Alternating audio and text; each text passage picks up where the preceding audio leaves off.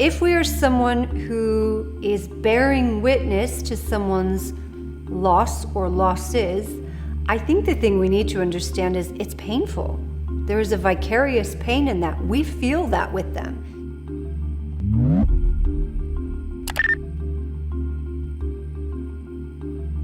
What if you are charged with companioning someone who is grieving? All right? Maybe a spouse, maybe a sibling, a peer, a friend, or if you are a child who is companioning an elder or parent, who is grieving. What's the kind of stuff we should be aware of there? Well, we need to remember that grief is stressful. It's stressful on the body, and it brings up symptoms. And so those symptoms might, be there for a couple of months. Sometimes past 6 months, if they are worsening, we might want to encourage someone to have a little bit more help, okay? If we are someone who is bearing witness to someone's loss or losses, I think the thing we need to understand is it's painful. There is a vicarious pain in that. We feel that with them. It's hard to be the person who says, I know this person is suffering, and I'm going to enter into that orbit of suffering with them and feel a bit of it with them, and it's difficult. And just the way that people can be kind of isolated or disenfranchised in their grief, the caregiver can be. They're suffering with this person, and the world is going on like normal out there around them.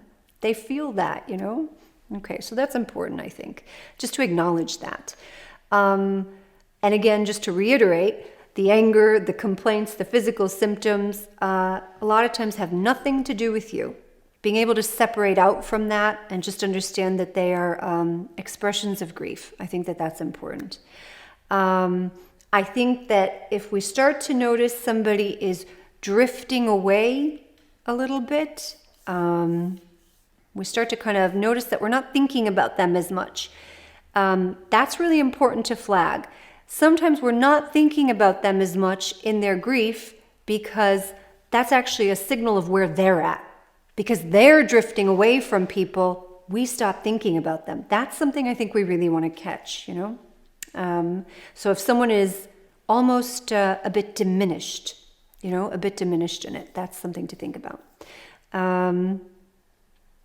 If we notice someone is preferring isolation a lot, if someone is refusing care, if someone is pushing us away, sometimes that is the time when we have to actually move closer.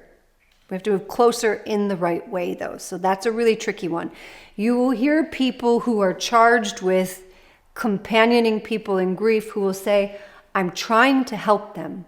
I know they're in pain. I'm really trying to be with them, but they're so damn mean, that they're making it really hard for me to do that. I know that's hard. And we just want to kind of err on remaining in their orbit. We remain in their orbit all the same. Certainly, if there is any type of verbally abusive behavior, anything like that, we have to set boundaries there, of course. But in that tricky place of they're pushing me away and I'm trying to be there and part of me just wants to take off and not come back, we work on remaining in their orbit so that when they are ready, then we're there. If someone is really disimproving and you are really worried about their mental health, or part of you is thinking they look like they have given up, you will see people who work in care homes and they identify this pattern that they can see when people do, quote unquote, give up. There is an initial protest at coming into the home. Then there is a gradual adjustment to the routine and to the expectations. And then they notice a kind of boredom that sets in. And then they notice that the person just sort of drifts away. So it goes from a protest, right, which is a more active state, to just a drifting off. It's that drifting off that we really want to be careful with. And if we sense that in someone, I think then we need to ask that question directly. Have you considered that you'd rather not be here? Has any part of you considered suicide? Has any part considered you would prefer to not be here anymore? ask it directly if you're sensing that drifting, okay? And certainly if they bring that to you, and if that's what comes up, then we are moving them into the right care, to the GP, to a therapist, this kind of thing. And it makes a big difference.